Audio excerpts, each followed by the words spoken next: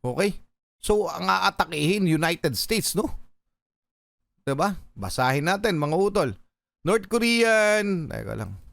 North Korean leader Kim Jong-un ordered his military to thoroughly annihilate the United States and South Korea if provoked, the state media reported Monday, after he vowed to boost national defense to cope with what he called an unprecedented US-led confrontation. Kim is expected to ramp up weapons tests in 2024 ahead of the US presidential election in November. Mga karunungan, kaalaman, teorya, kasaysayan, hiwaga at mga bagong tuklas. Alamin natin. Etong susunod nating topic o ihahatid ko sa inyo, mga utol, hindi ito biro. Dahil ito po ay napakalaki ng banta sa kapayapaan ng mundo. Okay, mga utol, hindi lamang sa Pilipinas, hindi lamang sa United States at sa iba pang bansa, bagkus sa buong mundo. Dahil kung natatandaan ninyo, mga utol, nitong mga nakaraan, muli na naman nagpasabog o nagtesting na naman ng ICBM itong North Korea o yung tinatawag na Intercontinental Ballistic Missile na siyang bumagsak na naman na malapit sa Japan. Anyway, dahil doon naalarma na naman ang United States at ang buong mundo, at mas matindi pa, ito yung kasunod, mga utol, no? North Korean leader Kim Jong-un ipinamamadali na umano ang paghahanda para sa nuclear war, at bukod dyan ay meron pa siyang sinabi o meron pa siyang statement etong si Kim Jong-un. So alamin muna natin yung report dito. Siyempre, papakinggan natin yung kabuuan nito, ha? At kayo na bahalang mag-comment kung ano man ang inyong nasa saloobin. Okay? Hinikayat ni North Korean leader Kim Jong-un ang kanyang partido na bilisan ang paghahanda sa gyera, kabilang na ang nuclear program at civil defense nito. Anya, tumindi na ang military situation sa Korean Peninsula dahil sa anti-North confrontations ng Washington. Ngayon, mga utol, no? Na parang ang lagay kasi ng parang ang pinaka-reason ng North Korea parang sila pa yung threatened sa nangyayari sa Russia, Ukraine at saka doon sa pakikialam ng United States of America. So parang tama lamang na kami na magbanta, o baka nga ang kinakatakot dito, mga utol, baka biglang magsimula itong North Korea, biglang mag-launch ng nuclear strike. So mga utol, itong siyempre makakalampag yan yung katabi niya. Unang-una South Korea, alam nating sobrang dikit niya, no? Close ally yan ng United States of America. Alangan naman pabayaan niya ng United States of America. At palagay ko, kapag magsisimula ang North Korea, ang uunahin nito ay ang South Korea.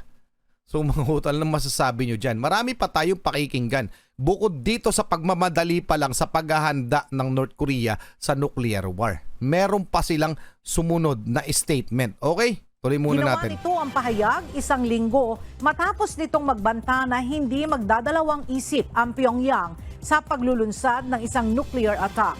Ito ay kung may... Yan ang masakit, no? Teka lang, balik natin, ha? Balik natin, mga utol. Ito ang pahayag isang linggo matapos nitong magbanta na hindi magdadalawang isip ang Pyongyang sa paglulunsad ng isang nuclear attack. Ito ay kung mayroon ding provokasyon ng nuclear weapons. Ayun, mga utol, no? Isang provokasyon lamang, maglulunsad na ng nuclear strike ang North Korea. Yun yung nakakatakot dyan, mga utol. At bukod dyan, meron pa silang panibago o si Kim Jong-un na panibagong statement tungkol dito. Ayan, mga utol, no? Ayan na naman, no? North Korean leader nagbanta ng annihilation versus South Korea. Oh.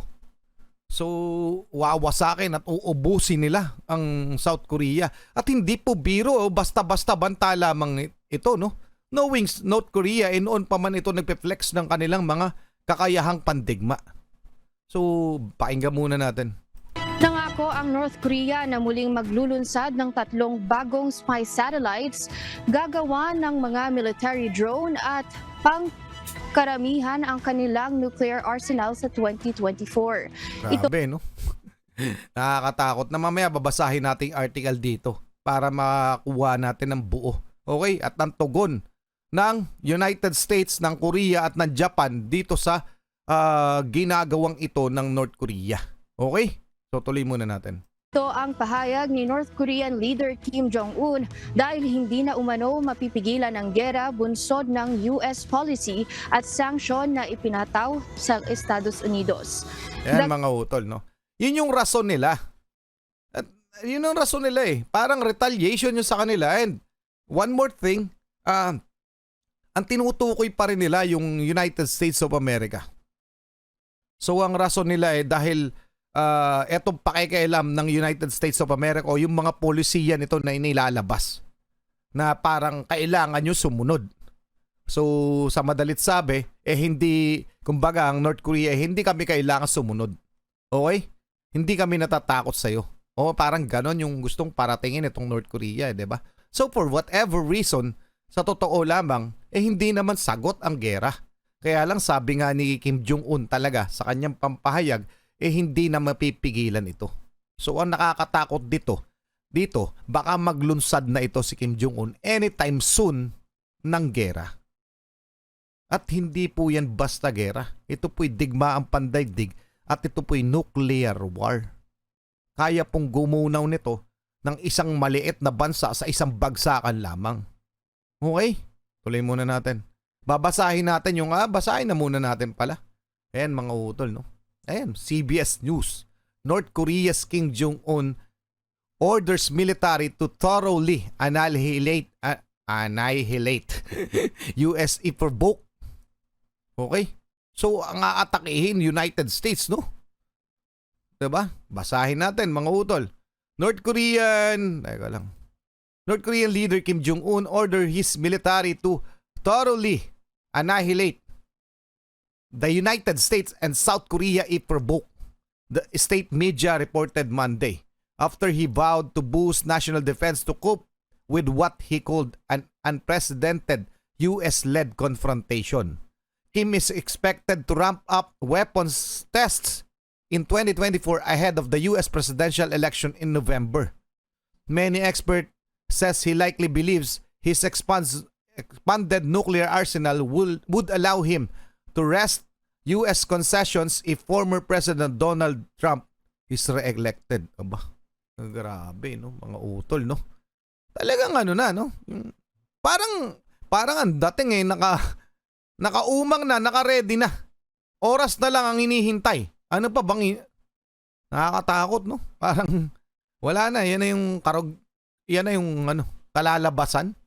Wala na ba? Hindi na ba mapipigilan? Pero kamakailan lamang, ito lang, 2 days, 3 days ago, o a week ago, ay nanawagan ng ang United States, Japan, Korea, na sila ay nananawagan sa North Korea na baka daw pwede di umano na mapag-usapan, mauwi sa diplomasya itong mga pinagsasabi o gustong gawin ng North Korea. So ano masasabi nyo dyan? Pero beforehand, mga utol, nung magkaroon ng meeting o trilateral meeting ang tatlong head of the states na itong presidente ng South Korea, president ng United States of America at ng prime minister ng Japan, ito po ang kanilang pahayag tungkol doon sa threat ng North Korea.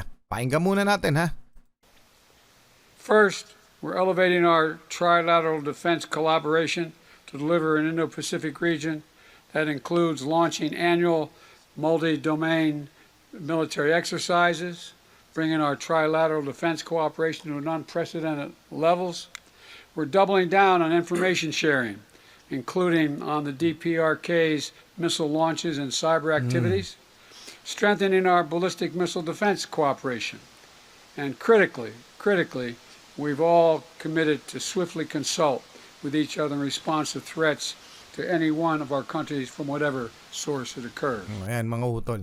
So, sa madalit sabi, handa naman rin sila, naghahanda sila, etong tatlong bansang ito. O sino man ang atakihin sa kanila. Pero ang ibig ko sabihin dito, kapag nagsimula itong North Korea, hindi naman to magsisimula, mga utol. Itong mga tatlong bansang ito, hindi po ito. Hindi South Korea, hindi US, hindi Japan. Bagkos isa sa pwede Russia, pwedeng China, pero mas malamang North Korea, sa palagay ko. Okay? Pero naghahanda tong mga to. Wag nilang iisipin na hindi ito handa. Ang nakakatakot lamang dito, mga utol, pag umatake itong North Korea sa kahit anong bansa, etong tatlong na ito ay sasagupain talaga sila. Pag sinagupa nila at tinugunan nila to, yun na yung simula at talagang hindi lang naman sila o kung ano pa man bansa ang maaapektuhan nito. Buong mundo po. Buong mundo ang madadamay dito. Ito po'y World War III.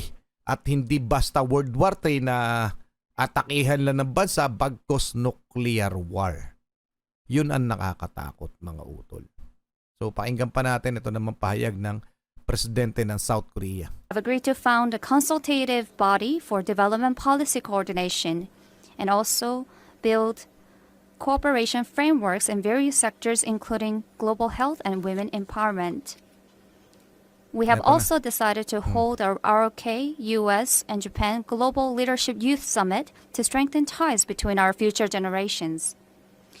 Second, we have agreed to step up our security cooperation to ensure our people's safety and peace in the region based on the now institutionalized cooperation framework.